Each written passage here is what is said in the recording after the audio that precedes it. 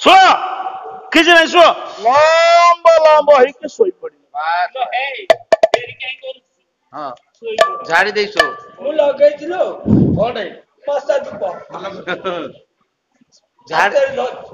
ବୁଢୀ ସକିଟା ଝାଡି ଦେଇଛୁ।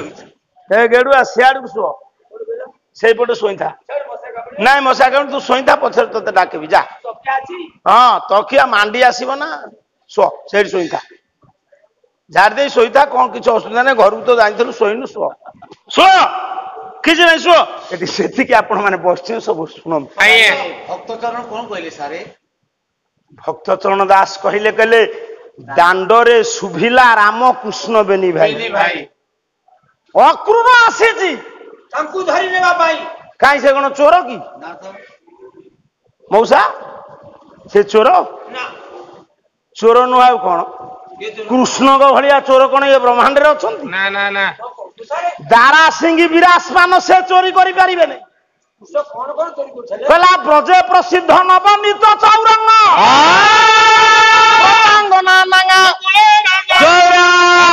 ଜନ୍ମା ଅନ୍ୟ ପୁରୁଷ କୃଷ୍ଣ ବସ୍ତ୍ର ଚୋରି କଲେ। କୃଷ୍ଣ ଜାଣିନୁ ଚୋର କଣ ଗୋଦାମରେ ପଶି ଲୁଗା ଚୋରି କରୁନି? କୃଷ୍ଣ ସରଲବଣୀ ଚୋରି କଲେ। ମଉସା କଣ ଚୋର କଣ ଖାଦ୍ୟ ଜିନିଷ ଚୋରି କରୁନାହିଁ? କିନ୍ତୁ ଇଏ କୃଷ୍ଣ ଗୋଟେ ଜିନିଷ ଚୋରି କରନ୍ତି ଏ ବିଶ୍ୱରେ କୋଉ ଚୋର ପାରିବେନି। ଅନେକ ଜନ୍ମାର୍ଜିତ ପାପ ଚୌରଙ୍ଗ। ଆପଣ ଅନେକ ଜନ୍ମର ଅର୍ଜିତ ପାପକୁ ଚୋରି କରିବେ କିଏ? ଇଏ ବିଶ୍ୱରେ କିଏ ଚୋର ଅଛ? ମୁଁ ପାପ ଅର୍ଜନ କରିଛି ଆକୁ ଚୋରି କରିନବ କି? ବଡ ଚୋର ସେ ନୁହଁ। ସେଇଥିପାଇଁ ଧରିକି ନବାକୁ ଆସେ। ଇଏ କଣ ଭକ୍ତଚରଣ ଦାସ ମୂର୍ଖ? ସେ ତାର ମୁଣ୍ଡ ଖର୍ଚ୍ଚ କରିଲେ କିଛି ନା। କାନ ଡେରିଲେ ବିଚାର କଲେ ବୁଢା ବୁଢୀ ରାଜି। ମାମୁଁ ଘରେ ଯାତ୍ରା ହବ ଭଣଜା ଯିବେ ଆଜ୍ଞା ବୁଢା ବୁଢୀ ରାଜି। କିନ୍ତୁ ଗୋପାଙ୍ଗନା ମାନେ ବିଚାର କଲେ ଇଏ ବୁଢା ବୁଢୀଙ୍କର ମୁଣ୍ଡ ଖରାପ ହେଲାଣି। ଏ ବୁଢା ନନ୍ଦକୁ ବୁଢୀ ଯଶୋମତୀ ସେ ଚକ୍ରାନ୍ତ କରି ନେଇକି ଯାଉଛି ମାରିଦବ। ଯିଏ ପିଲାଦିନୁ ଏତେ ଅପଚେଷ୍ଟା କରିଛି ମାରିବା ପାଇଁ ତାର ଏତେ ସୁହୃଦତା କୋଉଠୁ ଆଇଲା? ସେ ମାରିଦବ। ମୁଁ ଆପଣଙ୍କ ଆଗରେ କହୁଛି କୃଷ୍ଣ ନାରାୟଣ ସତ୍ୟ ନାରାୟଣ ହେବେ କି ନାହିଁ? ପାଲା ତର ତର ବେପାର ନାହିଁ। ପାଲା କଣ ଯାତ୍ରା ପାଟି ହେଇଛି ଯେ ଇଆଡେ କ୍ୟାସେଟ ବାଜିବ ଏମିତି ନାଚି ପକେଇବ? ଏଠି ପାଲା ଗାୟକର ଯେତିକି ମୁଣ୍ଡ ଖର୍ଚ୍ଚ ନାହିଁ ଶ୍ରୋତାଙ୍କର ସେତିକି ଦରକାର। ଇଏ ଭାରି କଷ୍ଟ ଆଜ୍ଞା। ଏଠି ଯେତିକି ଆପଣ ମାନେ ବସିଛନ୍ତି ସବୁ ଶୁଣନ୍ତୁ।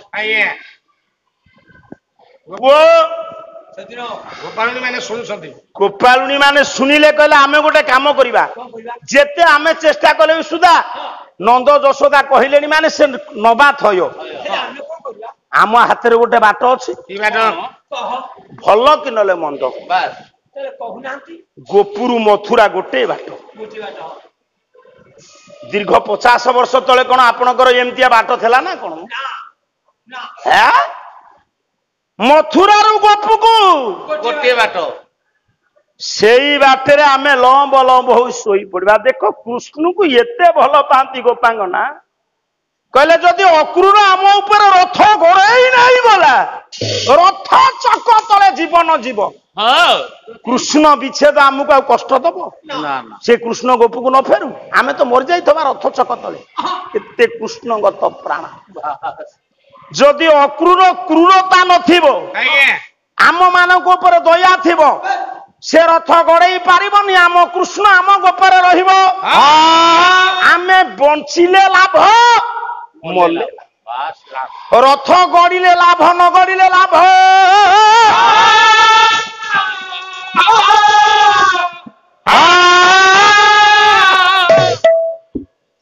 ସେଇଠି ବିଚାର କରୁଛି ଗୋଟିଏ ଗୋପୀ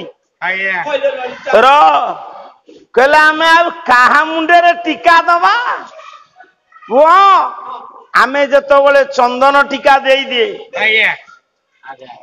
କୃଷ୍ଣ ମୁଣ୍ଡରେ ଦିନ କୃଷ୍ଣ ସେଠି ବି ଲେଖିଦେଲେ କିନ୍ତୁ ଏଠି ଯେତେବେଳେ ଚନ୍ଦନ ଟୀକା ଦିଅନ୍ତି ପୁଅ କହିଲା କେଶବ କପାଳେ ଦେଲା ଚନ୍ଦନ ଚିତା ଆଉ କେଶବ କପାଳେ ଦେଲା ଚନ୍ଦନ ଚିତା କଳା ମେଘୁ ବାହାର କି ଚନ୍ଦ୍ର ଦେବତା ଏଠି କଣ କେବଳ ଇଏ ଦେଇଛି ଆପଣ କୁବୁଜା କଣ କେବଳ ଚନ୍ଦନ ଟିକା ଦେଲା ତା ପୂର୍ବରୁ କଣ ଚନ୍ଦନ ଟିପା ଦିଆହେଇ ନଥିଲା କୃଷ୍ଣଙ୍କର ମୁଣ୍ଡରେ ଯେତେବେଳେ ଚନ୍ଦନ ଟିପା ଦିଆଯାଏ କଳା ମେଘ କୋଳରୁ କି ଚନ୍ଦ୍ର ଦେବତା ଉଦି ଆସୁଛନ୍ତି ଯୋଉ ଦିନ କୃଷ୍ଣ ଏକଥା ଲେଖିଲେ ମଉସା ସେଇ ଦିନ କୃଷ୍ଣ ଆଉ ଗୋଟେ ଅଡୁଆ କରି ଲେଖିଛନ୍ତି ଆଗକୁ କହିବି କଣ ଯୋଉ ଦିନ କୃଷ୍ଣ କହିଲେ ମଉସା କୃଷ୍ଣଙ୍କ ମସ୍ତକରେ ଟୀକା ଦେବା ପରେ କଳା ମେଘରୁ ଚନ୍ଦ୍ର ଦେବତା ବାହାରିଲା ପରି ଦେଖା ଯାଆନ୍ତି ସେଇ କୃଷ୍ଣ ପୁଣି ନାହିଁ କରୁଛନ୍ତି ଆଉ ଟିକେ ଆଗକୁ ଗଲେ କହିବି ଆଚ୍ଛା ଠିକ ଆମେ କଣ ଆଲୋଚନା କରିବୁ ତୁମେ ତିନି ପ୍ରକାର କବି ଲେଖିଲଣି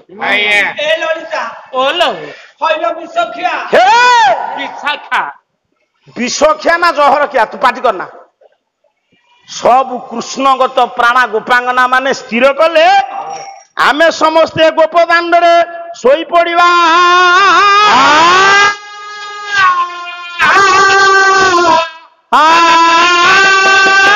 ଲମ୍ବ ଲମ୍ବ ହେଇକି ଶୋଇପଡିବା ହଁ ଝାଡି ଦେଇଛୁ ମୁଁ ଲଗେଇଥିଲୁ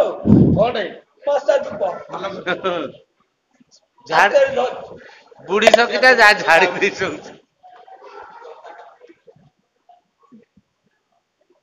ଭଗବାନ ବିଶ୍ୱ ଚିନ୍ତାମଣି କଲ୍ୟାଣ କଳ୍ପଦ୍ରୁମ ଗ୍ରଜ ପ୍ରତିମ ବଳରାମକୁ ରଥରେ ବସେଇ ସେଇ ସ୍ୱଇଁଗିରି ପାଳି ଧର କହିଲା ଧୀରେ ଧୀରେ ରହୁବର କରିଲା ଗମନ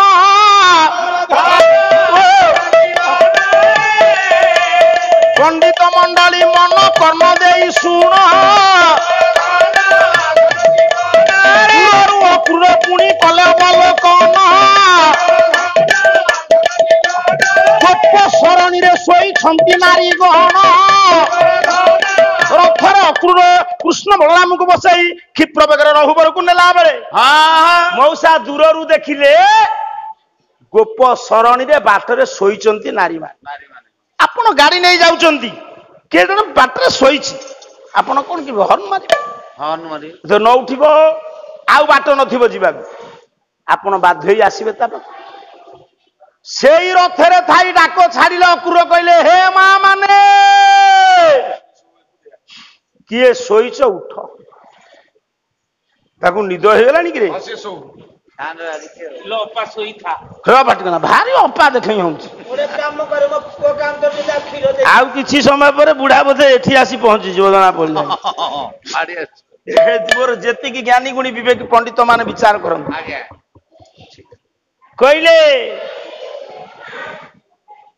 ଗୋପାଙ୍ଗନା ମାନେ ଆଲୋ ମା ତୁମକୁ ନମସ୍କାର ତୁମେ କାହିଁକି ଏ ବାଟ ରେ ଶୋଇଛ ମୁଁ ଟିକେ ରଥ ନେଇକି ଯିବି କଂସସୁର ଆଜ୍ଞା ଦେଇଛି ଠିକ ସମୟରେ ନ ପହଞ୍ଚିଲେ ସେ ମତେ ମାରିଦବ ଦୟାକରି ଟିକେ ଉଠନ୍ତୁ ମଉସା ଯେତେ ଚେଷ୍ଟା କଲେ କିଏ ଅକ୍ରୁର ଇଏ ଗୋପାଙ୍ଗନା ମାନେ କର୍ଣ୍ଣପାତ କଲେ ନାହିଁ ଅକ୍ରୁର ବିଚାର କଲେ କହିଲେ ଇଏ ମୋ ବୋଲ ଶୁଣିବେ ନା ସେଇ କହିଲେ ଇଏ ଶୁଣିବେ ରଥରେ ଭଗବାନଙ୍କ ପାଖରେ ଗୁହାରି କରିବି ସେ କହିଲେ ଇଏ ଉଠିବେ କାରଣ ଠିକ ସମୟରେ ରଥ ନେଇକି ତାଙ୍କ ପାଖରେ ନ ପହଞ୍ଚେଇଲେ ତା ମାମୁଁ କଂସ ମତେ ମାରିଦବ ରଥ ଆଗରେ ପଣ୍ଡିତେ ଯେତେବେଳେ ଆଣ୍ଠୁ ମାରି ହାତ ଯୋଡି ଚାହିଁ ଦିଅନ୍ତି ମଉସା ଦେଖିଲେ ରଥରେ ଯୋଉ କୃଷ୍ଣକୁ ବସାଇଥିଲେ ୟା ଅକ୍ରୁର ସେ କୃଷ୍ଣ ଆଉ ନାହାନ୍ତି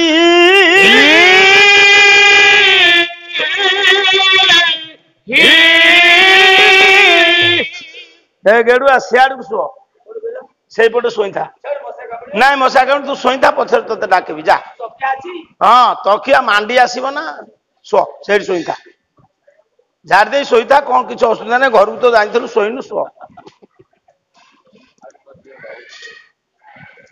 ଶୁଅ କିଛି ନାହିଁ ଶୁଅ